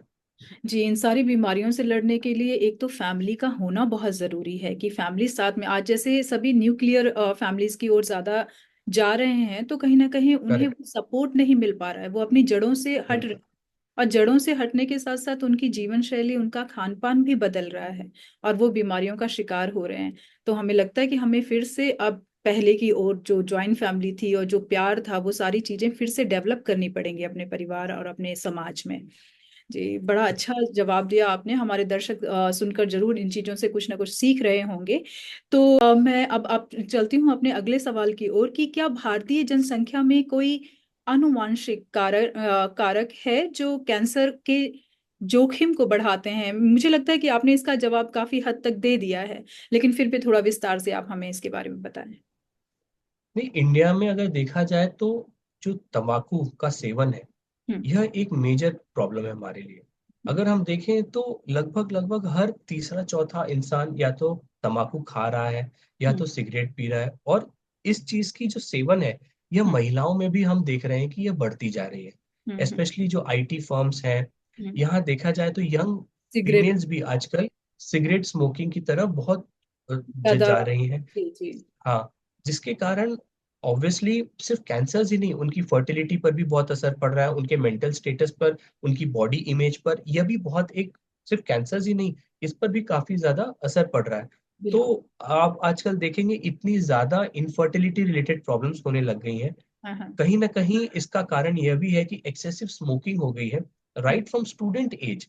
हम्म, लोग आजकल स्टूडेंट्स जब है, जैसे लोग ग्रेजुएशन कर रहे हैं तभी से स्मोकिंग चालू कर रहे हैं। कर सो देते हैं। और प्लस हमारे देश में अनफॉर्चुनेटली टोबैको से जुड़ी हुई जो भी प्रोडक्ट्स हैं उसकी मार्केटिंग भी बहुत स्ट्रांगली होती है हम्म, by our own beloved actors, जिन्हें हम कहीं ना कहीं अपना रियल मार्गदर्शन मार्केट। बताते हैं, और जी, वही पान तंबाकू का ऐड करते हैं। तो हमारे जो यंग जनरेशन है उन्हीं हाँ, को फिर फॉलो करना चाहती है, उन लगता है कि वही हीरो है उनके जीवन के। बिल्कुल, बिल्कुल। कहीं ना कहीं हमारे समाज में यह चीज को समझना पड़ेगा कि वी हाँ, should not glorify tobacco and tobacco products. बिल्कुल, बिल्कुल सही बात है। ये आपने बहुत अच्छा मुद्दा उठाया है। और मुझे लगता है कि ये चल भी रहा है बहुत आजकल की, वो जो हीरो, सिर्फ पैसे के लिए आप इस तरह का काम ना करें कि जिससे हमारी आने वाली जनरेशन गलत चीज सीखे। तो अच्छा लगा ये जवाब जानकर आपसे। और मैं थोड़ा ये जानना चाहूंगी कि कैंसर के शुरुआती लक्षण और स्क्रीनिंग को लेकर आम जनता कितनी जागरूक है? ना कि सिर्फ भारत में, पूरे विश्व की मैं बात करना चाहूंगी यहाँ पर कि भारत में मुझे लगता है कि ऐसी बहुत सारी चीजें हैं कि लोग उस तरफ जाते ही नहीं है कि हमें इस चीज के लिए जागरूक होना है। जब तक वो खुद, जो पढ़ी लिखी जनरेशन है उनकी बात तो फिर भी छोड़िए कि वो थोड़ा जागरूक रहते हैं, लेकिन जो हमारे ग्रामीण क्षेत्रों में पाए जाते हैं लोग, महिलाएं हैं, पुरुष हैं, वो सोचते हैं कि हम सही रास्ते में जा रहे हैं, हमें कुछ नहीं हो सकता, और ये बिल्कुल लास्ट स्टेज पर उनका कैंसर डिटेक्ट होता है। तो इसके बारे में आप मुझे थोड़ा सा बताएं। देखिए, इंडिया में तो स्थिति ऐसी है कि लोग अभी भी कैंसर को एक स्टिग्मा मानते हैं। हम्म, मतलब एक जैसे पहले लेप्रेसी थी, हम्म, छुआछूत की बीमारी, हम्म, आज भी एक ये सोशल स्टिग्मा है, हम्म, कैंसर। हम्म, और कोई एक दूसरे में बात भी नहीं करना चाहता कैंसर के बारे में। लोगों हम्म को लगता है हम बात भी करेंगे तो हम्म ये हो जाएगा, हम्म लेकिन इसके बारे में बात नहीं। तो इस एक सोशल टबू बन चुका है ये। हम्म इस वजह से लोग खुल के सामने भी नहीं आना चाहते, हम्म या तो बीमारी के बारे में और ना ही उसके प्रिवेंशन के बारे में। हम्म हम्म हम्म अब हमारे पास इतने अच्छे स्क्रीनिंग टूल्स आ गए हैं हम्म कि हम ब्रेस्ट कैंसर को बहुत अर्ली डिटेक्ट कर सकते हैं, हम्म हम्म लेकिन कोई स्क्रीनिंग नहीं करना चाहता। अब उसका कोई और भी रीजन हो, या फिर हमारी निग्लेक्ट है इस वजह से नहीं करना चाहते, या तो हमारे पास सुविधा उपलब्ध नहीं है इस वजह से नहीं करना चाहते, उसके जो भी रीजन है। बट यह स्क्रीनिंग जो प्रोग्राम है इतना सफल नहीं हो पा रहा है भारत में compare to other western countries, क्योंकि हम इसे मैंडेटरी नहीं किए। हम्म सरकार ने आज तक इसे मैंडेटरी नहीं किया है। अगर सरकार ने इसे मैंडेटरी कर दे कि अगर आप मैमोग्राम नहीं कराएंगे तो आपकी जो कैंसर होगी तब उसे इसका इलाज आयुष्मान भारत की तरह फ्री नहीं होगा, हम्म के हम्म तहत फ्री नहीं होगा। हम्म अगर ये कर दे तो देखिए आप, ये हर कंडीशन साल ठीक सारी है। महिलाएं हम्म, लाइन लगा के मैमोग्राम कर। बिल्कुल बिल्कुल। लेकिन जब तक इंडिया में थोड़ा स्ट्रिक्ट नहीं होंगे इसके बारे में, तब तक हम इस पर विजय नहीं प्राप्त करेंगे। बिल्कुल। और इस डर इससे जरूर है लोगों को, हम्म लेकिन इसके लिए काम नहीं करना है। सो हम्म हमारे लिए काफी बड़ा चैलेंज है ये लोगों को कन्विंस करना कि हम्म भाई कैंसर जो है, यह बीमारी अगर हम जल्दी पकड़ लें हम्म बेस्ड अपॉन स्क्रीनिंग, हम्म तो हम इसका इलाज जल्दी करा सकते हैं। तो हम्म यह एक बहुत बड़ा चैलेंज है, और यह चैलेंज को फेस करते हुए हम दूर दराज इलाके तक जाते हैं, जैसे ऐसे ऐसे जगहों पर जाते हैं जहां पर शायद हमारी गाड़ी भी नहीं पहुंच पाती। अच्छा। तो बस हम बस। अपने प्रोजेक्टर्स, हम अपने स्पीकर्स, हम अपने बैटरीज सब लेके जाते हैं ऐसे गाँवों में, हम्म मंदिरों में, जहाँ पे सबको इकट्ठा करते हैं, उन्हें कैंसर के बारे में बताते हैं। उन्हें बताते हैं कैसे उनका कैंसर आयुष्मान भारत के तहत कंप्लीटली फ्री ऑफ कॉस्ट हो हम्म पाएगा, हम्म और उन्हें जागरूक करते हैं। तो ऐसे देहरादून में ऐसे 100 सेक्टर्स हैं जहां पर हम गए हैं और हम्म, हमने उन्हें कैंसर के बारे में जागरूक किया है। जी। तो कैंसर स्क्रीनिंग सिर्फ चैलेंज गांवों में नहीं है, कैंसर स्क्रीनिंग चैलेंज शहरों में भी है। हम्म। लोग कैंसर स्क्रीनिंग शहर में भी नहीं कराना चाहते क्योंकि वो अनअवेयर है। उनके पास वक्त भी नहीं है जब तक वो करेक्ट। हाँ, जब पर उस पर बर्थडे में अपना बर्थडे मनाने के लिए अपना केक सिलेक्ट करने के लिए उनके पास 5 घंटे का समय हो सकता है, जी। लेकिन उसी बर्थडे के दिन जाके मैमोग्राम कराना, जो कि उनके लिए एक इतना इम्पोर्टेंट गिफ्ट है, हम्म यह कि उनकी लाइफ के लिए यह बहुत इंपॉर्टेंट है कि उनकी स्क्रीनिंग हो उनकी लाइफ के लिए, वह नहीं होगा। तो हम्म कहीं ना कहीं प्रायोरिटीज में हमारे प्रॉब्लम है। हम हम्म अपने प्रायोरिटीज को ठीक करना पड़ेगा हमें, रहेगा। अपने लिए और अपने परिवार के लिए। जी। डॉक्टर अजीत, मैंने कहीं देखा है, मतलब पूरे विश्व में भी इस तरह के बहुत सारे कैंपेन चलाए जा रहे हैं कि जी जो एडमिट होते हैं मरीज, कैंसर के मरीज, उनके लिए बहुत सारी सुविधाएं, बहुत सारे इंटरटेनमेंट, बहुत सारे गेम्स वो उनके लिए उपलब्ध करवाते हैं। तो ये इसके बारे में मैं थोड़ा सा आपसे जानना चाहूंगी। जैसे उनके लिए वीक बनवाना, बालों की वीक बनवाना, उनके लिए यस। कुछ ऐसे यस। गेम करवाना, तो ये कहाँ तक सक्षम हो रहा है और इससे क्या फायदा मिल रहा है मरीजों को? देखिए, कैंसर पेशेंट्स को सपोर्ट करने के लिए काफी एनजीओज हम्म बहुत सही तरीके से आगे आती हैं, हम्म और काफी एनजीओज हैं जो काम कर रही हैं कैंसर पेशेंट्स के सपोर्ट के लिए। हम्म यही एनजीओज हैं जो कैंसर पेशेंट्स की देखभाल करने के लिए free of cost week provide करती हैं, हम्म उनके रिहेबिलिटेशन के लिए काम करती हैं, उनकी काउंसलिंग के लिए काम करती हैं कि आगे चल के उनको नॉर्मल लाइफ में वापस कैसे भेजा जाए। हम्म। बहुत सारी एनजीओज हैं जो मॉनिटरली भी हेल्प करती हैं पेशेंटों को, क्योंकि हम जानते हैं कैंसर का इलाज बहुत महंगा होता है। हम्म सो यह एक सपोर्ट सिस्टम है जो कि यहाँ के एनजीओज कैंसर पेशेंट्स को देती हैं, और जिसकी मेरे ख्याल से जरूरत भी है काफी ज्यादा। हम्म और यही सपोर्ट सिस्टम हम भी अपने मरीजों को देते हैं। हम भी हम्म काफी एनजीओ से एसोसिएटेड हैं जो हम्म कि कैंसर पेशेंट्स की मदद करती हैं। हम्म जैसे कि एक एसोसिएशन है हम्म जो हिली एरियाज में, जैसे हम तो देहरादून में है, Uttarakhand is full of hilly areas. हम्म पिथौरागढ़ हो गई, रुद्रप्रयाग, कर्णप्रयाग, हम्म, इतनी दूर दराज है कि लोगों को नीचे उतरने में ही 2 दिन लग जाते हैं। तो अच्छा। जो आते हैं मरीज वो अपना इलाज कराते हैं, और फिर उसके बाद उनको वापस जाना होता है। कुछ कुछ कीमोथेरेपी शेड्यूल्स ऐसे होते हैं कि जब तक वो वापस जाते हैं उनके वापस आने का समय आ जाता है। ओके। उनके लिए हम जो सपोर्ट सिस्टम रखते हैं, जैसे हम कैंसर होम बनाए हैं, हाँ। उसमें हम मरीजों को रुकाते हैं, उनके खाने पीने का ध्यान रखते हैं, हम्म। और जब उनकी ट्रीटमेंट हो जाती है हम्म। तो वह घर जा सकते हैं। सो अच्छा। एक इंटरिम बेसिस पे उनके रुकने, उनके खाने पीने की व्यवस्था, यह हम उनको सपोर्ट सिस्टम प्रोवाइड करते हैं। हम्म। क्योंकि ये मरीज इतने गरीब होते हैं कि इन्हें खुद के ही खाने पीने के पैसे नहीं होते, जो भी पैसा होता है ये अपने ट्रैवलिंग में लगा देते हैं। तो कहीं ना कहीं हमें ऐसा लगता है कि हमारा दायित्व है कि कैंसर मरीजों की इस हिसाब से कम एक सपोर्ट सिस्टम तैयार करें, ताकि वो अपना ट्रीटमेंट ले सके, क्योंकि जी। ये दिहाड़ी मजदूर होते हैं, ये रोज काम करते हैं आते और हैं। रोज खाते हैं। जी और जी। जब ये कैंसर का ट्रीटमेंट करते हैं तो यह काम नहीं कर पाते हैं, और जी। सिर्फ अपना ही नहीं, अपने परिवार का भी पेट नहीं भर पाते हैं उस समय। तो हम काफी सपोर्ट करते हैं ऐसे मरीजों का, हम्म। जो कि कैंसर की ट्रीटमेंट ले रहे होते हैं, ना ही सिर्फ ट्रीटमेंट में, बट एक सपोर्ट सिस्टम उनके और उनके परिवारों के लिए भी हम हम्म। प्रोवाइड करते हैं। तो तो क्या। हम ही नहीं, ऐसे बहुत से एनजीओज हैं जो कि पूरे देश में मेरे ख्याल से लोग ऐसे हाँ, प्रोवाइड कर रहे हैं। कर रहे हैं। जी हाँ, मैंने देखा है कि काफी सारे एनजीओज हैं जो हर जगह इस पर काम कर रहे हैं। तो मैं ये जानना चाहती हूँ कि क्या कॉरपोरेट सेक्टर है, इनसे भी कुछ ऐसी कंपलसरी धनराशि है जो ली जाती है कि कैंसर के मरीजों के लिए हो। देखिए, कोई चीज ली नहीं जाती है, वह एक सीएसआर इनिशिएटिव होती है हर एक कंपनी, कॉरपोरेट्स की। हम्म। और उस सीएसआर के तहत बहुत सारी जो कंपनियां होती हैं कैंसर मरीजों की काफी हेल्प करती हैं, जैसे कि कुछ नई टेक्नोलॉजी लानी हो, कुछ नई मशीनरी लानी हो, जैसे कोई रेडिएशन मशीन हो गई, कोई कीमोथेरेपी रिलेटेड चीजें हो गई, कोई वार्ड बनानी हो, पब्लिक प्राइवेट सेक्टर मिलके। तो बहुत सारी कंपनियां होती हैं जो सीएसआर इनिशिएटिव की तहत कैंसर मरीजों के लिए काम करती हैं। जी जी। हाँ। कैंसर के जो भारत में कौन कौन से स्क्रीनिंग कार्यक्रम सबसे सफल रहे हैं आज तक। देखिए, दो जो फर्स्ट मोस्ट कॉमन कैंसर्स है फीमेल्स में, ब्रेस्ट कैंसर और सर्वाइकल कैंसर, इसके लिए बहुत ही अच्छी स्क्रीनिंग टूल अवेलेबल है। हम्म। ब्रेस्ट कैंसर के बारे में हमने बात किया, मैमोग्राम, हम्म। जो कि हर 40 साल की उम्र की उम्र की महिलाएं जो होती हैं, उन्हें हर साल कराना चाहिए। तो यह काफी कॉमनली अवेलेबल है, हर साल एक बार कराना है। हम्म। सिर्फ यह देखना है कि जहां से करा रहे हैं वहीं पे जाके हर साल कराना है, ताकि पिछले बार के जो इमेजेस हैं, जो हम्म। ये इमेजेस है, उससे कंपेयर कर सकें कि कोई चेंजेस हुए हैं कि नहीं।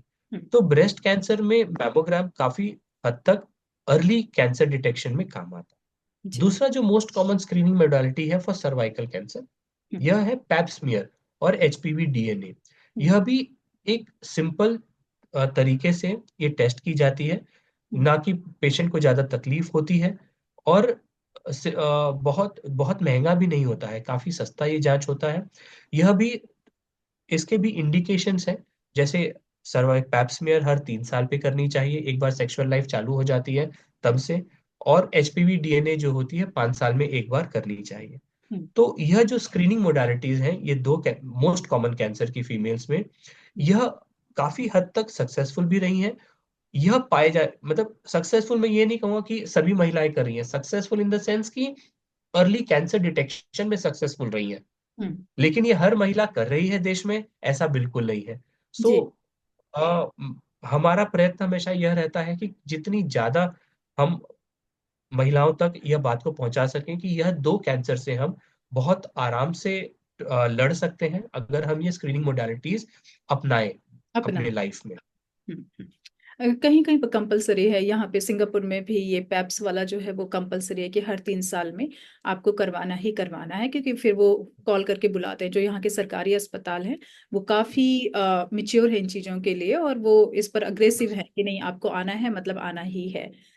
तो मैं आपसे ये थोड़ा सा जानना चाहूंगी कि भारत में ऑन्कोलॉजिस्ट को कौन कौन सी प्रमुख चुनौतियों का सामना करना पड़ता है। कैंसर इटसेल्फ चुनौती है हमारे लिए, हर एक एक स्टेज में हमारे लिए चुनौती रहती है। बट जो इतने 5 साल से एक दूर दराज इलाके में जब हम कैंसर का इलाज कर रहे हैं, सो हम्म। जो सबसे ज्यादा चैलेंजिंग मुझे लगा इज अबाउट कैंसर मिथ्स।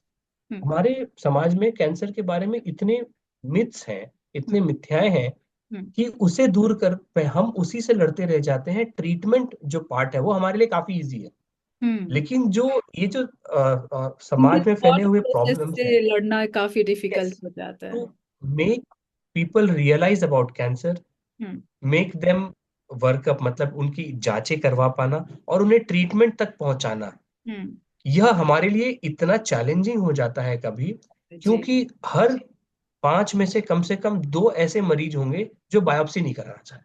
ये अच्छा। कहें कि आप ट्रीटमेंट कर दो पर बायोप्सी नहीं करेंगे। हाँ हाँ। अब क्योंकि ऑब्वियसली आप यूट्यूब उठा के देखेंगे या आप सोशल मीडिया देखेंगे, इतने सारे ऐसे लोग हैं जो हाँ। यह बताते हैं कि कैंसर बेकार चीज है। लोग पैसे बनाने के चक्कर में कैंसर बीमारी का यूज कर रहे हैं, हम्म। और बायोप्सी बिल्कुल नहीं करानी चाहिए, हम्म। बायोप्सी कराएंगे तो कैंसर फैल जाएगा, है हम्म। ना। तो ये जो मिथ्स हैं, ये इतनी ज्यादा फैलाई गई हैं हमारी सोशल मीडिया प्लेटफॉर्म्स में, स्पेशली व्हाट्सएप यूनिवर्सिटी में, हम्म। कि लोग इतने भयभीत हो चुके हैं कि हम्म। लोग कैंसर की बायोप्सी नहीं कराना चाहते। अपनी कोई भी गांठ हो गई शरीर में, उसकी बायोप्सी, अगर बीमारी शरीर में पूरी फैल गई है तो भी नहीं कराना चाहते ओह। बायोप्सी। हाँ हाँ तो हाँ। जिनको छोटी सी कैंसर होती है वो लेके बैठ जाते हैं, हाँ और वो डर के मारे कि मैं जाऊंगा डॉक्टर के पास, ही बायोप्सी कर देंगे, और हाँ। बायोप्सी कर देंगे तो बीमारी फैल जाएगी। फैल और जाए। इनके घर परिवार में या दोस्त लोग भी यही कह देते हैं, अरे इसे छिड़वाना नहीं, नहीं तो ये बीमारी फैल जाएगी। हाँ हाँ सो हाँ। यह एक बहुत बड़ा चैलेंज है हमारे लिए, कि हम्म। मरीज को कैसे कन्विंस करना कि उसका इलाज हो सकता है, हम्म। उसके लिए बायोप्सी की जरूरत है और उसका पूरा इलाज संभव हो पाएगा। तो हम्म। अनफॉर्चुनेटली ऐसे हमने पेशेंट्स आते हैं जो कि जनवरी में आएंगे, बायोप्सी नहीं कराएंगे, चले जाएंगे, और सडनली नवंबर दिसंबर में आएंगे जब वो पूरा फ्लोरिड फैल गया होगा, and they will be having the last time, मतलब हम्म। बस अब हम उस समय कुछ नहीं कर पाते हैं नहीं कर मरीजों की। पाते हैं, जी। तो जी। इन चीजों को देखकर भी उनके मतलब उनको अभी तक ये समझ नहीं आया कि हमें जाना चाहिए और इस प्रोसेस को कंटिन्यू करना चाहिए। अ, देखिए, अब हमारा जो समाज है ना वो काफी इंक्लाइंड है टुवर्ड्स आयुष मेडिसिन। हम्म। हम्म। ठीक है। हम्म। अब प्रॉब्लम क्या हो जाती है, जब तक आयुष मेडिसिन जैसे आयुर्वेदा हो गया, यूनानी हो गई, सिद्धा हो गया, होम्योपैथी हो गई, हम पले बढ़े तो हैं इन्हीं के सहारे, हम्म। है ना। हम बचपन से कहीं ना कहीं मम्मी कभी ये काढ़ा दे देती, कभी वो काढ़ा, कभी कुछ, कभी होम्योपैथी की दवाई, कभी कुछ। हाँ। तो यह काम डेफिनेटली करते हैं और ये बहुत अच्छा है हमारे जीवन में। जी जी। लेकिन प्रॉब्लम तब आ जाती है जब ये जो बड़ी बीमारियां हैं, इनके लिए भी कोई सोशल मीडिया प्लेटफॉर्म में कोई दावे के साथ ये कह देना कि ये क्योर हो जाता है, हम्म। 100% इफेक्टिव है, हम्म। या ये क्या कहते हैं, गारंटी इलाज है हाँ इसका। हाँ हाँ, इसका जब इलाज। ऐसी बातें कही जाती हैं, हाँ। तब आदमी को, ऑब्वियसली जिसे कैंसर हुआ होता है, उसे तो सिर्फ एक होप चाहिए। बिल्कुल तो ये बिल्कुल। काफी ज्यादा इंक्लाइंड हो जाता है इन चीजों की तरफ, और हम्म। वह जब चला जाता है ऐसे लोगों के पास जो कि गारंटी की बात करते हैं, हम्म। तब प्रॉब्लम आ जाती है, तब यह बीमारी काफी बढ़ जाती है। हम्म। और एट द एंड हमें भी पता है, ये जो गारंटी वाले लोग होते हैं ये चीटर्स होते हैं। तो ये हम्म। जो, देखिए, Ayurveda is a way of life, हम्म। है ना। हम्म। Ayurveda is not just medicine. हम्म। ठीक है। और आप आयुर्वेदा का गलत उपयोग ना करें। हम्म। आयुर्वेदा को आप गलत तरीके से अगर एडवर्टाइज करेंगे ये कहने के लिए कि कोई चीज गारंटी से ठीक हो जाती है हम्म। ना, तो ये गलत बात है। अगर बिल्कुल आयुर्वेदा से गारंटी से कोई चीज ठीक होती तो हर आदमी अमर हो चुका होता अभी तक। सही बात है। नहीं। सही बात है। तो लोग इसकी गलत तरीके से उपयोग कर रहे हैं, हम्म। और इसे गारंटी इलाज बना के लोगों को उस तरफ रुझा रहे हैं, जिसके कारण बहुत सारे मरीज बेचारे उस तरफ जाते हैं। हम्म। एट द एंड 6 महीने बाद वो रियलाइज करते हैं कि यह काम नहीं कर रहा है, और हम्म। बीमारी जो पहले और दूसरे स्टेज में थी अब तीसरे या चौथे स्टेज में पहुंच जाती है, और वह लगभग लगभग इनक्योरेबल हो जाती है। तो हम्म। यह एक बहुत बड़ा प्रॉब्लम है हमारे यहाँ पर, कि गलत तरीके से आयुष का ये यूज करना, बिल्कुल, उसके वर्ड को यूज समझना चाहिए कि ये एक लाइफस्टाइल है, आप इससे चलिए, लेकिन अगर कोई बड़ी बीमारी हो जाती है तो आप बड़े डॉक्टर्स के पास जाएं और स्पेशलिस्ट से इलाज करवाएं। ये चीज करें। को समझना बहुत जरूरी है। तो मैं थोड़ा ये जानना चाहूंगी कि पारंपरिक चिकित्सा जिसकी बात अभी आप कर रहे थे और आधुनिक कैंसर उपचार के समाकलन की प्रभावशीलता कैसी है? मतलब इन दोनों को साथ में मिलाकर दोनों एक साथ अडॉप्ट नहीं कर सकते मरीज, कि समझें इस चीज को कि हाँ ये भी जरूरी है एक सर्टेन टाइम तक, लेकिन उसके बाद अगर इसके हाथ से हैंडल नहीं हो रहा है, ये आयुर्वेद से हैंडल नहीं हो रहा है, तो हमें इस तरफ जाना चाहिए। ये समझने में कितना वक्त लगता है उन्हें? देखिए, कोई भी टू सिस्टम्स ऑफ मेडिसिन है, ये हम्म। आयुष अलग है हम्म। और एलोपैथी अलग है। हम्म। हमें यह जानना जरूरी है कि आयुष किस चीज के बारे में बात करता है। आयुष बात करता है एक जीवन शैली के बारे में। हम्म। हमें अपने जीवन शैली को कैसे रखना है, हम्म। हमें योग को अपने लाइफ में कैसे लाना है, हम्म। हमें खान पान पर क्या चेंजेस हाँ, लाने हैं, जी। हमें अपने बॉडी को कैसे ठीक रखना है। हम्म। प्रिवेंटिव, जो हम्म। प्रिवेंटिव मेडिसिन की हम बात करते हैं उसमें आयुष का बहुत बड़ा रोल है। हम्म। ठीक है। तो आयुष जो हमारे बॉडी को क्लीन करता है, हमारे बॉडी को सुरक्षित रखता है। हम्म। सो हम आयुष को यूज कर सकते हैं during our cancer treatment. Hmm. Ayush cancer को इलाज कर देता है या क्योर कर देता है, यह अभी भी एक प्रश्न चिन्ह है। क्यों?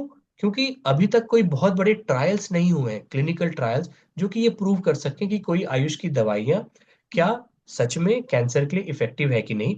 मैं चाहूंगा कि ऐसे ट्रायल्स हों, और मैं हम्म। चाहूंगा कि आयुष में भी कुछ ऐसी दवाइयां आए जो ट्रायल में प्रूवन हो कि हम्म। कैंसर में इसका इलाज संभव है। जी जी। अगर ये आता है तो हम खुद इसे अडेप्ट करेंगे। बिल्कुल। बट अनफॉर्चुनेटली हम्म। अभी तक लोग कोई बड़ा कैंसर ट्रायल नहीं किए हैं।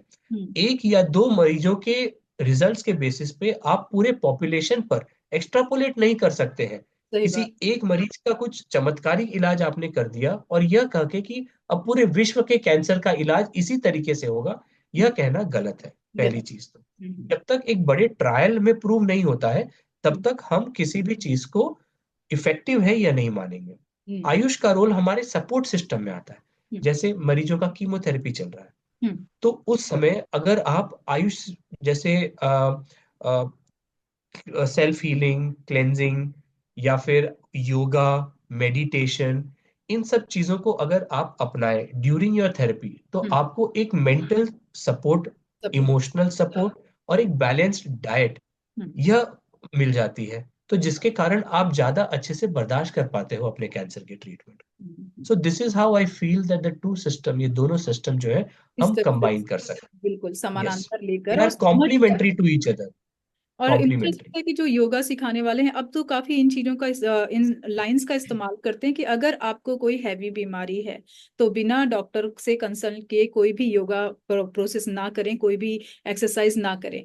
तो ये चीज सही कहते हैं, वो भी जानते हैं कि बीमार एक व्यक्ति अपनी इम्यून सिस्टम उसकी इतनी कमजोर होती है कि वो अगर योगा करेगा भी तो एकदम से गिर जाएगा। तो उससे करेक्ट पहले उस। इलाज करवाना है, बाद में उस योगा के काबिल बनना है। तो ये यस। बहुत अच्छा पॉइंट है जो आपने हमें बताया। और इसके बाद मैं ये जानना चाहूंगी कि आपके अनुभव के अनुसार आपके कार्य का सबसे संतोषजनक और चुनौतीपूर्ण पहलू क्या रहा है? देखिए, संतोषजनक तो यही रहा है कि मैं ऐसे जगह पर काम कर रहा हूँ जहाँ पे एक्चुअल में मेरी जरूरत है। जी। जी। आ, क्योंकि सिटीज वगैरह में ऑब्वियसली हमारे जैसे बहुत सारे सुपर स्पेशलिस्ट अवेलेबल हैं, हम्म। और मरीजों के लिए और पूरे समय अस्पतालें चल रही हैं। लेकिन जो यह रीजन है, जो इतना रिमोट एरिया है, यहाँ पर इलाज करना उसी तरीके से जैसे शहर में हो रहा है पॉसिबल नहीं है।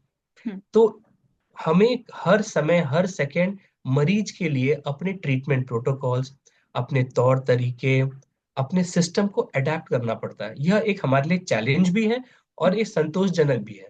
तो हम्म। बहुत से ऐसे मरीज आते हैं जिन्हें शायद बस अगर ट्रीटमेंट ना मिले तो 2-4 महीने में ये इनकी डेथ हो जाएगी।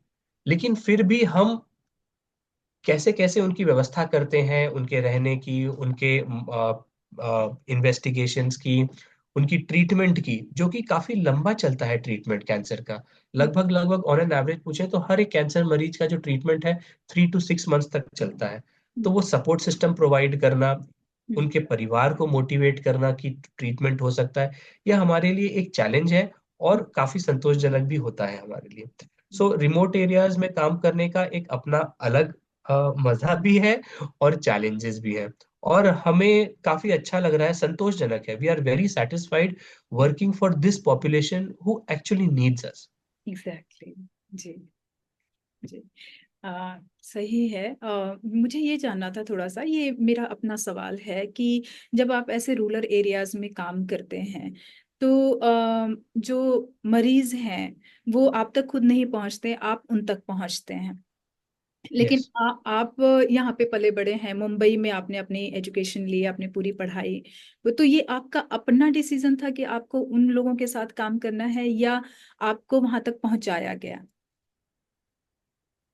देखिए, जब तक हम स्कूल में थे तब तक तो एक कूप मंडूकता थी कि पूरी दुनिया वही स्कूल, घर और मुंबई के हम्म। आसपास घूम रही थी, और हमें लग रहा था कि एवरीथिंग इज फाइन, सब ऐसे ही होता है शहरी लाइफ, और लाइफ ऐसी होनी चाहिए। वी यूज टू एम कि हमें बाहर जाना चाहिए, हमें और दुनिया देखनी चाहिए। बट जब हम when I started my career in cancer hmm. As a surgeon, hmm. तब मैंने देखा, पहले किदवई कैंसर इंस्टीट्यूट बैंगलोर में था जहाँ पे मैंने अपनी प्राइमरी पढ़ाई की, फिर टाटा हॉस्पिटल में, टाटा मेमोरियल हॉस्पिटल मुंबई में अपनी फेलोशिप की।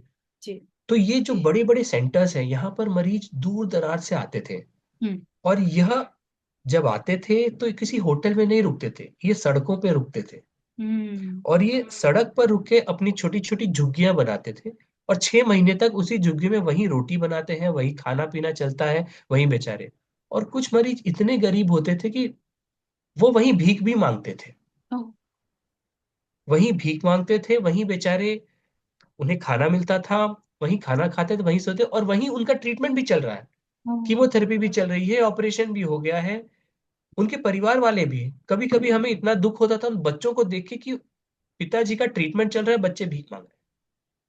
सो यह देखकर एक बहुत बड़ा मेरे लिए शॉक था कि हम्म। इतने दूर दराज से अपना सब कुछ, घर बार, कमाने का जो जरिया, सब कुछ छोड़कर मरीज अपनी इलाज कराने आता है, इस होप के साथ कि शायद मेरा इलाज हो जाए और मैं अपने परिवार के लिए वापस घर जाके अपना परिवार चला सकता हूँ, घर बार चूल्हा जला सकता हूँ। तो हम्म। यह मेरे लिए बहुत बड़ा चैलेंज था, यह देखना। तो हम्म। मैंने कहा कि मैं सिटीज के लिए फिर, आई डोंट थिंक सो कि I belong in the city. Hmm. मेरी डिग्री जो है वह, उसकी जरूरत सिटीज में नहीं है, क्योंकि हम्म। सिटीज में ऑलरेडी इतने हॉस्पिटल हैं। हम्म। क्यों एक मरीज को अपना कैंसर का इलाज कराने के लिए पिथौरागढ़ से मुंबई जाना पड़ेगा? हम्म। हम्म।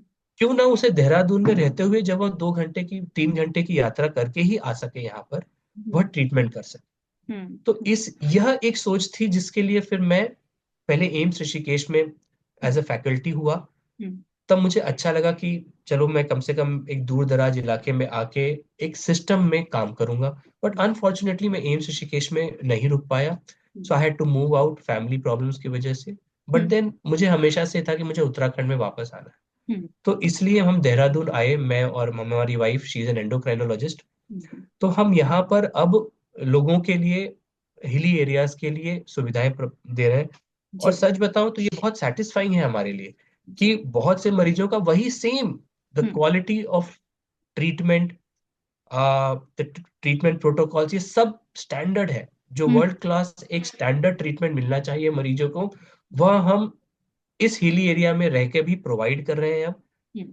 Almost almost free of cost. All thanks to our government, hmm. जो कि आयुष्मान भारत इतने अच्छे तरीके से, सुचारू तरीके से चला रही है। और हमारा सपोर्ट भी काफी ज्यादा है गवर्नमेंट का, कि हम्म। गवर्नमेंट हमें सपोर्ट करी है आयुष्मान भारत के तहत इन मरीजों का, जो कि शायद कभी इलाज ही नहीं करवा पाते हम्म। अगर आयुष्मान भारत नहीं होती। हम्म। बॉम्बे में या तो वो सर्जरी करा पाते थे, या तो कीमो ले पाते थे, या तो सिर्फ रेडिएशन, पर तीनों एक साथ नहीं कर पा पाते। बट आयुष्मान भारत की तहत यह पेशेंट्स अब तीनों इलाज करवा पाते हैं और क्योर होके घर जाते हैं। बड़ा ही अच्छा लगता है जब ये अपने घर पर वापस जाते हैं, अपने फैमिलीज के पास और अपने लाइफ को। कुछ मरीज होते हैं जो कभी आते ही नहीं हमारे पास, पर अच्छा। हमें अच्छा लगता है फोन पे बात करके कि आप अब अच्छे हैं। हिली एरियाज में नीचे ही नहीं उतर पाते बेचारे, क्योंकि यहाँ पे क्लाइमेटिक कंडीशंस काफी हार्श है, तो हम्म। उतर नहीं पाते। बट हमें अच्छा लगता है कि हम उन्हें उनकी लाइफ में वापस भेज सके, हम्म। वह भी बिना उनके घर को बिके, हम्म। आयुष्मान भारत की तरह। So it is something very satisfying for us. Very, तो ये आपका अपना इंडिविजुअल डिसीजन था, जैसे कि आपने कहा कि आप और आपकी पत्नी दोनों ने ये निर्णय लिया कि आप लोगों को वहां पर जाना है।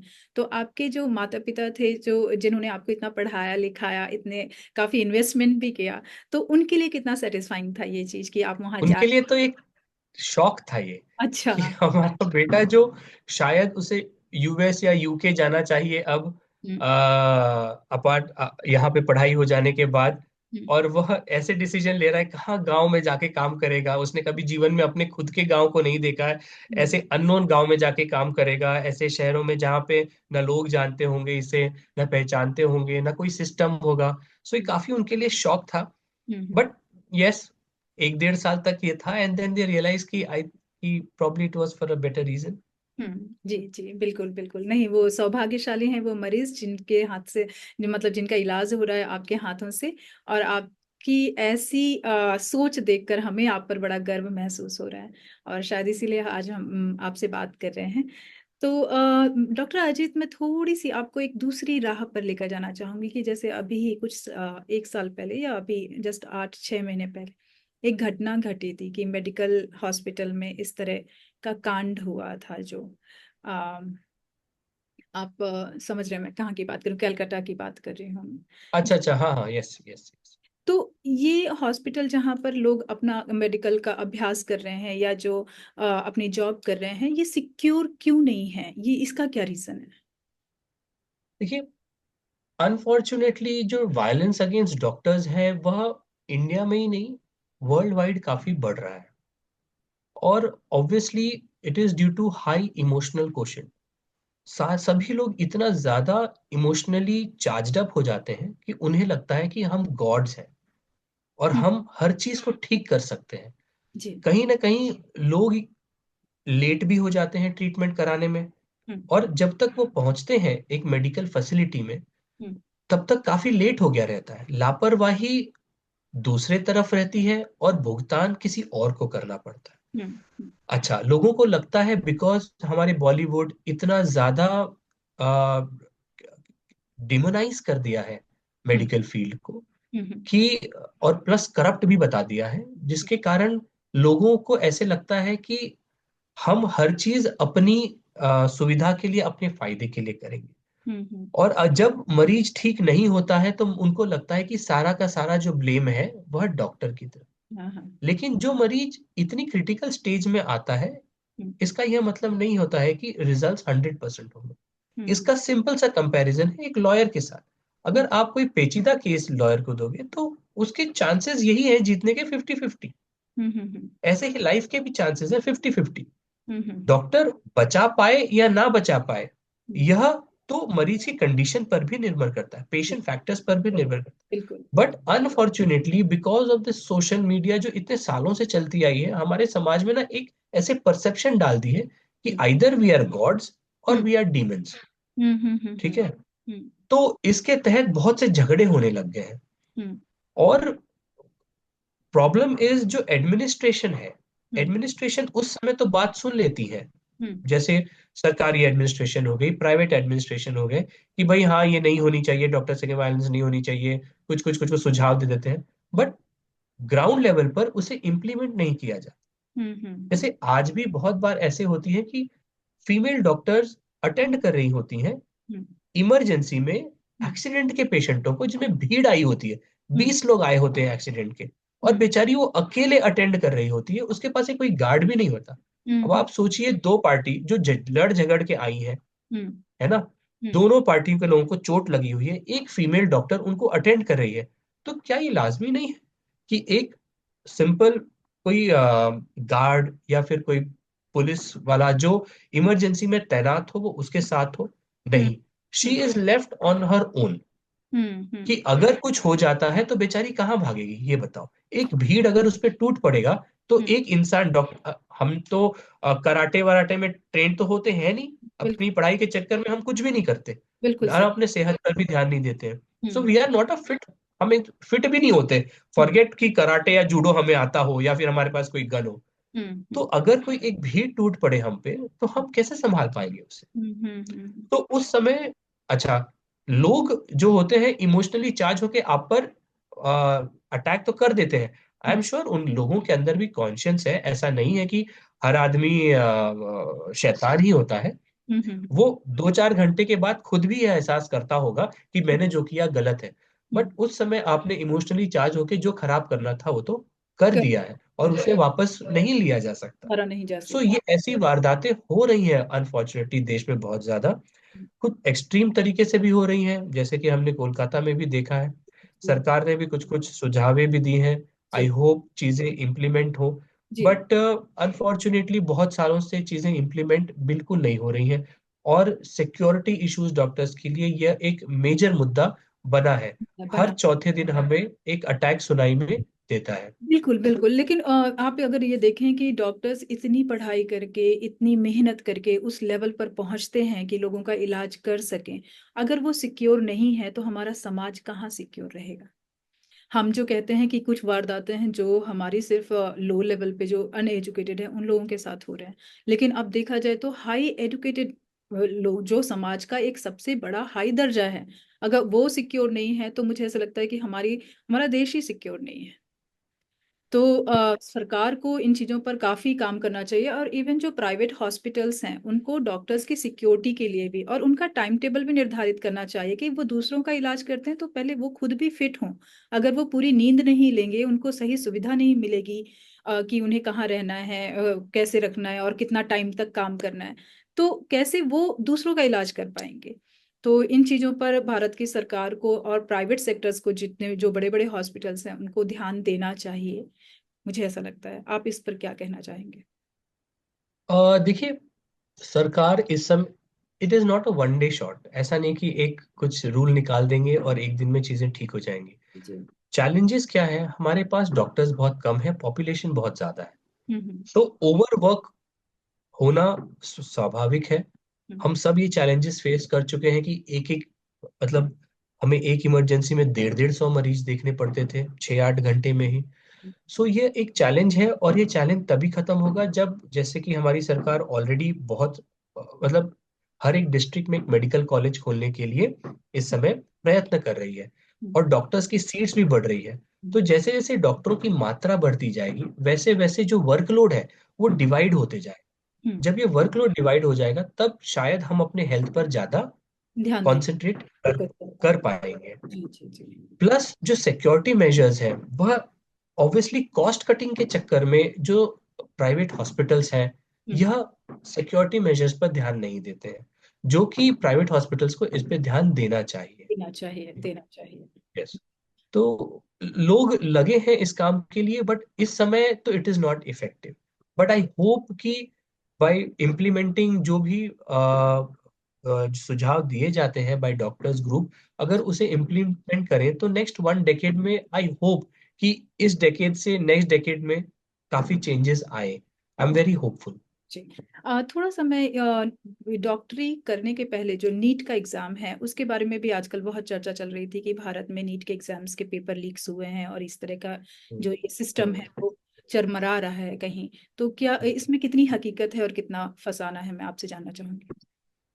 अ, देखिए, पेपर लीक्स तो एक बहुत प्रॉब्लम रहा ही है हमारे कंट्री में, और सिर्फ मेडिकल नहीं, बाकी भी चीजों में पेपर लीक्स कभी ना कभी सुनाई दिए ही जाते थे। हम्म। तो ये एक सेम प्रॉब्लम नीट में भी आई है कि इसके पेपर लीक्स हुए हैं। चाहे वो किसी कारणवश पेपर लीक हुए हो, या फिर एग्जामिनेशन में कोई प्रॉक्सी बैठे हुए हो, या कोई और आपकी जगह पे एग्जाम दे रहा हो। तो बेसिकली चीटिंग। हम्म। सो चीटिंग जो एक है, ऑब्वियसली सभी सिस्टम का एक पार्ट है। करप्शन, चीटिंग जो है हर सिस्टम का पार्ट है, इसमें भी वह होता है। तो एक सिस्टम को फूल प्रूफ बनाना, यह एक बड़ा चैलेंज है। हम्म। प्रॉब्लम ये कि लाखों की तादाद में यह बच्चे एग्जाम देते हैं, और एक रोबस्ट सिस्टम बनाना सरकार के लिए भी बहुत बड़ा चैलेंज है। और ये लीक प्रूफ रहे 100%, यह हो पाना भी एक बहुत बड़ा चैलेंज है। So government is still working on it. Somehow it has not been a 100% leak proof system, but उसको लगातार improve करने की कोशिश की जा रही है। I hope in few years, coming years, एक सिस्टम बनाई जाएगी जब ये लीक्स नहीं होंगे या चीटिंग जो है नहीं होगी। प्रॉब्लम यहाँ आ जाती है क्योंकि हमारे सारे स्टेट्स अलग अलग हैं, और नीट जो है एज न्यू कॉन्सेप्ट, हम्म। जो कि 4 to 5 इयर्स ही हुए हैं अभी आए। हम्म। और इसके पहले बहुत ऑपोजिशन था नीट के लिए, हम्म। क्योंकि सारे स्टेट्स के अपने अलग अलग रिक्वायरमेंट्स हैं, अपने अलग अलग तरीके हैं पेश स्टूडेंट्स की एंट्री लेने के। तो उन सबको एक प्लेटफॉर्म पर लाना, सबकी सुझावों और सबकी मांगों को नो एक्सेप्ट करना, बहुत सारे मांगों को रिजेक्ट करना, तो इन सब के बाद, बहुत नेगोशिएशंस के बाद, यह नीट को एक सिंगल प्लेटफॉर्म पर लाया गया है ऑल ओवर इंडिया। और I am 100% sure it was not an easy job to do, but they have done it. और यह देखा जाए तो एक्चुअल में नीट स्टूडेंट्स के लिए स्टूडेंट फ्रेंडली है। मैं अगर अपनी बात बताऊं, तो जब मैं एमसीएच की एग्जाम दे रहा था तो उस समय नीट नहीं था। हम्म। नीट के एग्जाम देने के लिए ऑल ओवर इंडिया हमें ट्रैवल करना पड़ता था, और लगभग लगभग सभी एग्जाम एक ही महीने में हो जाते थे। तो हम्म। अगर 1 तारीख को मैं कहीं और होता था, जैसे पौंडीचेरी में अगर मैं दे रहा हूँ एक एग्जाम जिपमर का, तो अगले 2 दिन के बाद लखनऊ जाना है, फिर उसके बाद मुझे गुजरात जाना है, फिर मुझे मुंबई जाना है, फिर मुझे जयपुर जाना है, और 10-15 दिन में ही मुझे कम से कम 7-8 एग्जाम देने हैं। हम्म। अच्छा, हर एग्जाम की कॉस्ट अलग होती थी, एप्लीकेशन की, ट्रैवलिंग कॉस्ट अलग होती थी, स्टे की कॉस्ट अलग होती थी। Apart from that, the mental trauma which I had to bear, कि एक में दिया, अच्छा, वहां पर सिर्फ 2 या 4 सीट अवेलेबल होती थी, अगर आपको रैंक 1 to 5 नहीं आया तो आपको वो सीट नहीं मिलेगी। आपने 1 तारीख को एग्जाम दिया, 3 तारीख को पता चला कि आपकी उसमें नहीं हुई है, आपको 6th रैंक मिला है, आपको सीट नहीं मिलेगी। और 2 तारीख 3 तारीख को आपको दूसरी जगह उसी डिप्रेशन में जाके एग्जाम देना है। हमारे लिए एक मेंटल ट्रॉमा था, मेंटल ट्रॉमा। बाहर सभी जगह जा जाके एग्जाम देना, बिल्कुल। और इतना खर्चा भी होता था। अपार्ट फ्रॉम दैट, सीट भी नहीं मिलती थी। हम्म। तो और हर सीट डिवाइडेड होती थी, कि हम्म। इधर हर जगह रैंक लानी पड़ती थी। हम्म। अब नीट की वजह से देखिए क्या चीज चेंज हुआ। अब हम्म। सारे सीट्स एक साथ पूल हो गए। हम्म। पहले जो हमें रैंक 5 आने के बावजूद सीट नहीं मिलती थी, आज हम अगर रैंक 80 आए तो हम्म। भी सीट मिलेगी, हम्म। है ना। हम्म। तो और प्लस हमें इतना ट्रैवल नहीं करना पड़ता है, एक जगह जाके उस दिन एग्जाम देना है हमें। हम्म। यस, उस दिन की किस्मत है आपकी, कि हम्म। अगर आपकी उस दिन किस्मत अच्छी रही तो आपको मिलेगी। बट बहुत सारे चैलेंजेस खत्म हो गए हैं। हम्म। आपको रैंक 5 नहीं मिला, रैंक 1 नहीं मिला तो आपको सीट नहीं मिलेगी, आपका पूरा जिंदगी, पूरी साल बर्बाद होगी। अब ऐसा नहीं रह गया है। अब सही। आपको कम से कम आपके पसंद की जो ब्रांच है वह तो मिल जाएगी, बिल्कुल रैंक बिल्कुल। 80 पे भी आपको मिल जाएगी। तो ये बहुत स्टूडेंट फ्रेंडली है, हम्म। बट बहुत ऑब्वियसली इसके साथ सकारात्मक। चैलेंजेस हैं। जी, सकारात्मक चीजें आपने हमें बताई इन चीजों की। और लेकिन जो मैं मुद्दा उठा रही थी कि चीटिंग की जो बात हम सुनते हैं, इस तरह की जो खबरें आती हैं जिससे हमें इंटरनेशनल लेवल पर बहुत इफेक्ट पड़ता है। होता क्या है कि जब वहां से पास किए हुए डॉक्टर्स या इंजीनियर्स यहाँ पर आते हैं, डॉक्टर्स स्पेशली, तो उन वो जिस लेवल पर काम करना चाहते हैं उन्हें वो पोस्ट नहीं दी जाती है, सिर्फ इस वजह से क्योंकि आपकी वहाँ के सर्टिफिकेट्स अभी लीगल नहीं माने जाएंगे। उन्हें फिर से यहाँ के एग्जाम्स फेस करने पड़ते हैं, उन्हें पास करना पड़ता है, और फिर जाकर उन्हें एज अ असिस्टेंट काम करना पड़ता है, फिर जाकर के धीरे धीरे वो उस पोस्ट पर पहुंचते हैं।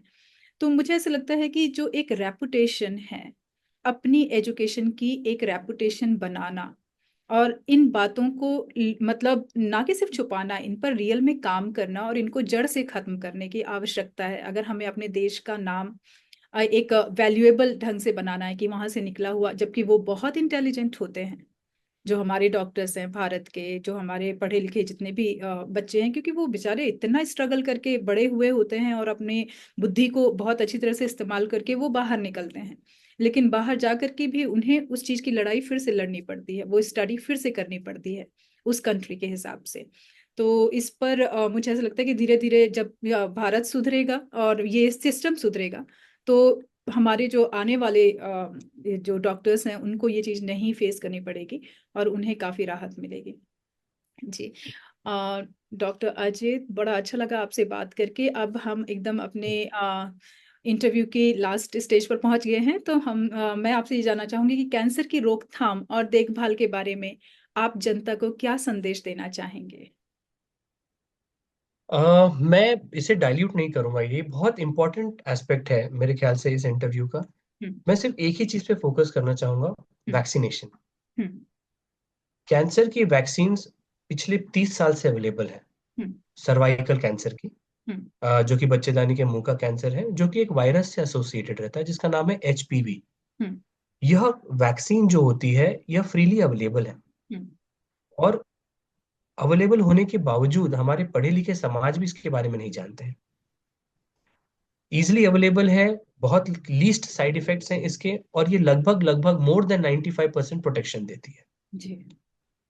सिर्फ एक कैंसर से नहीं, 5 कैंसर से। Cervical cancer, vaginal cancer, vulval cancer, anal cancer और ओरोफैरिंजियल कैंसर, हम्म। ये 5 कैंसर से हमें प्रोटेक्ट करती है यह वैक्सीन। हम्म। मैं चाहता हूं कि इस वैक्सीन को ज्यादा से ज्यादा प्रमोट किया जाए। यह वैक्सीन जो है न, फीमेल्स और मेल्स, लड़कों और लड़कियों दोनों में लगाई जाती है। आइडियल एज जो है 9 to 14। तो जो हमारे बच्चे हैं जैसे ही 9 साल की उम्र में पहुंचे, उनके लिए इससे अच्छा बर्थडे गिफ्ट नहीं हो सकता। क्या बात। ये सिंपली 2 डोज लगते हैं 9 to 14। हम्म। जो 9 to 14 में नहीं लगा पाए हैं, वो 15 to 25 की एज ग्रुप में 3 डोज लगाएं। हम्म। और अगर 25 के ऊपर हो चुके हैं तो 25 to 45 की एज में भी लगाए जा सकते हैं। उसके कुछ क्राइटेरिया फुलफिल करने पड़ते हैं, जैसे कुछ टेस्ट कराने पड़ते हैं। अगर आप नेगेटिव हो तो आप लगा सकते हो, तो ज्यादा बेनिफिशियल है। हम्म। तो बिटवीन 9 to 45 एज की महिलाएं, और अब रिकमेंडेशंस आ गए हैं कि लड़के भी हम्म। इस वैक्सीन को लगा सकते हैं। तो लड़कों में जो कैंसर है, जैसे penile cancer, anal cancer, oropharyngeal cancer, यह कैंसर भी प्रिवेंट होता है, क्योंकि यह कैंसर भी एचपीवी जो वायरस होती है इससे होती है। हम्म। तो मैं चाहता हूं कि इस इंटरव्यू के एंड में सिर्फ एक ही संदेश जाए हम्म। कि कैंसर के प्रिवेंशन पर हमें काम करना है, जो कि वैक्सीन से हम प्रिवेंट कर सकते हैं। हम्म। कैंसर को अर्ली डिटेक्ट करना है, जो कि स्क्रीनिंग से हम कर सकते हैं। हम्म। हम ट्रीटमेंट पे बाद में जाएं, पहले हम प्रिवेंशन हम्म।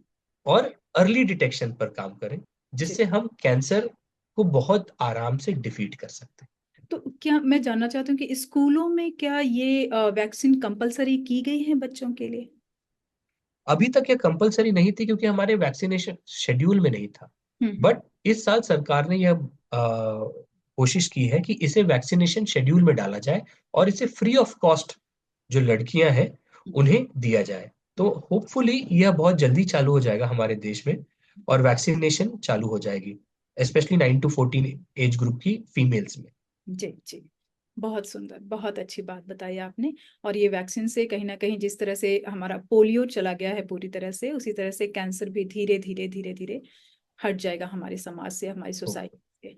जी। बड़ा बहुत अच्छा लगा डॉक्टर अमित आपसे बातचीत करके। और अगली बार अगर हमें ज़रूरत महसूस हुई कि हमें फिर से सोसाइटी को कुछ और संदेश देना है, कैंसर से रिलेटेड कुछ चीज़ें बतानी है, तो हम आपसे ज़रूर संपर्क करेंगे। हमारे मंच पर आने के लिए आपका बहुत बहुत धन्यवाद। बहुत बहुत धन्यवाद अंसुया जी, जो आपने हमारी बातों को समाज तक पहुंचाने के लिए ये एक बहुत अच्छा आपने प्रयास किया है। तो बहुत बहुत धन्यवाद। और मैं आई will be more then willing कि आप कभी और कैंसर से जुड़े कोई भी टॉपिक्स पर अगर आप चर्चा करना चाहें, सो जी। I will be more than happy to contribute. बहुत जी। बहुत धन्यवाद। बिल्कुल, आपसे ज़रूर मुलाकात होगी फिर से। तब तक के लिए नमस्कार, शुभ रात्रि। नमस्ते, शुभ रात्रि।